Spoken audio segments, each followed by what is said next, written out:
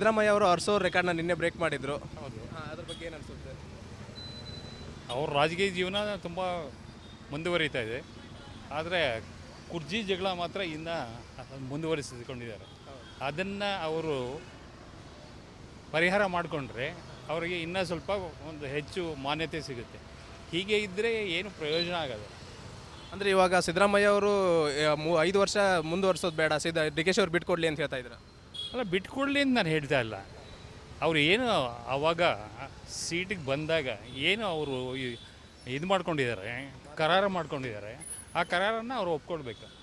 ಒಪ್ಕೊಂಡ್ರೆ ಅದಕ್ಕೆ ಅವ್ರಿಗೆ ಅವರ ಪ್ರೆಸ್ಟೀಜ್ ಜಾಸ್ತಿ ಆಗುತ್ತೆ. ಇವಾಗ ನಾನು ಬಿಟ್ಕೊಡಲ್ಲ, ನಾನೇ 5 ವರ್ಷ ಅವ್ರು ಯಾವಾಗಲೂ ಹೇಳ್ತಾನೆ ಇದ್ದಾರೆ.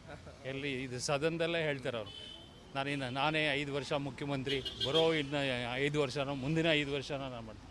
ಅದನ್ನು ಜನ ತೀರ್ಮಾನ ಮಾಡಿದ್ರು. ಇವಾಗ ಹೇಳಲಿಕ್ಕಾಗಲ್ಲ ಅವ್ರಿಗೆ. ನಾವು ಅದಂತರ ಡಂಬಾಚಾರ ಅನ್ಸುತ್ತೆ ನನಗೆ. ಮತ್ತು ಇವಾಗ ಸಿದ್ದರಾಮಯ್ಯ ಅವರು ಹಲವಾರು ಗ್ಯಾರಂಟಿ ಯೋಜನೆಗಳನ್ನು ಜಾರಿಗೆ ತಂದಿದ್ದಾರೆ. ಅದರಲ್ಲಿ ನಿಮ್ಗೆ ಯಾವ್ದು ಇಷ್ಟ ಆಯಿತು, ಯಾವುದನ್ನು ಮಾಡಬಾರ್ದಾಗಿತ್ತು? ನನಗೆ ಯಾವುದೂ ಇಷ್ಟ ಆಗಿಲ್ಲ. ಯಾಕೆ ಗೊತ್ತಾ, ನಾವು ವ್ಯವಸಾಯ ಮಾಡ್ತಿದ್ದಾಗ 1960 ಆ ಕಡೆ ಗುಂಡೂರು ಸರ್ಕಾರಕ್ಕಿಂತ ಮುಂಚೆ ರೈತರು 24 ಗಂಟೆ ಕರೆಂಟ್ ಇತ್ತು. ಕರೆಂಟ್ ಇದ್ದಾಗ ನಾನು ಆಗಿನ ಕಾಲಕ್ಕೆ 1960ಸಲ್ಲಿ 500ರಿಂದ 600 ರೂಪಾಯಿ ಕರೆಂಟ್ ಚಾರ್ಜ್ ಕಟ್ತಿದ್ದೆ. ನನಗೆ 24 ಗಂಟೆ ಕರೆಂಟ್ ಇತ್ತು.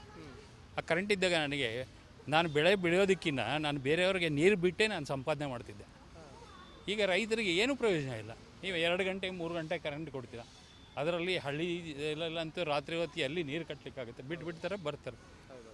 ಅದು ಅಂಥವು ಮಾಡಬೇಕೇ ಹೊರತು ನೀವು ಸುಮ್ಮನೆ ಎಲ್ಲದಕ್ಕೂ ನಾವು ಇದು ಕೊಟ್ಬಿಡ್ತೀವಿ, ಫ್ರೀ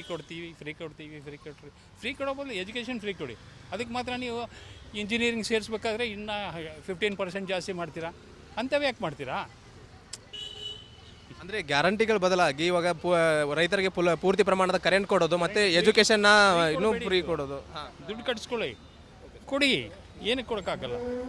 ಮೊದಲು ಕೊಡ್ತಿದ್ದಿರ್ತಾನೆ. ಆವಾಗ ಇನ್ನೂ ಇದಕ್ಕಿನ್ನ ಇದು ಕಮ್ಮಿನೇ ಉತ್ಪತ್ತಿ ಆಗ್ತಾಯಿತ್ತು. ಆವಾಗ ಎಲ್ಲ ಜನರಿಗೂ ಫ್ರೀ ಕೊಡ್ತಿದ್ರು. ಈಗೇನು ಅವ್ರು ಕೊಡ್ತಾ ಇಲ್ಲ.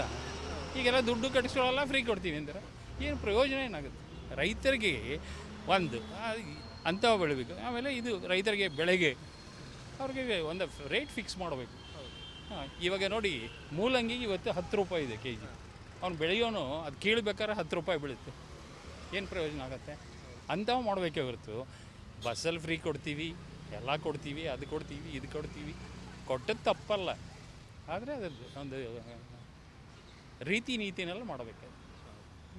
ಎಲ್ಲಿ ಯಾವ ಮಿನಿಸ್ಟ್ರುಗಳು ಯಾವ MLAಗಳಿಗೂ ಯಾವುದು ಇದು ಬರ್ತಾಯಿಲ್ಲ, ಅನುದಾನ ಬರ್ತಾಯಿಲ್ಲ.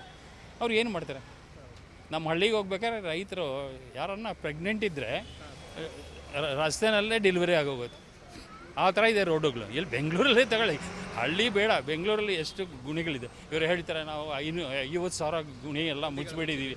ಎಲ್ಲಿ ಮುಡಿದೀವಿ? ಒಂದು ರೋಡ್ಗೆ 500 ಇದೆ. ಇದು ಮಾಡಬಾರದು ಅಂತ ನನ್ನ ಅನಿಸಿಕೆ. ಇವಾಗ ಸಿದ್ದರಾಮಯ್ಯ ಅವರು ಡಿ ಕೆ ಶಿವಕುಮಾರ್ ಅವರಿಗೆ CM ಸೀಟ್ನ ಬಿಟ್ಕೊಡ್ಬೇಕು ಅಂತ ನಾನು ಹೇಳಲ್ಲ. ಅವ್ರ ಕರಾರು ಏನಾಗಿದೆ ಅದರ ಪ್ರಕಾರ ನಡ್ಕೊಳ್ಳಿ ಅಂದೇಳಿ.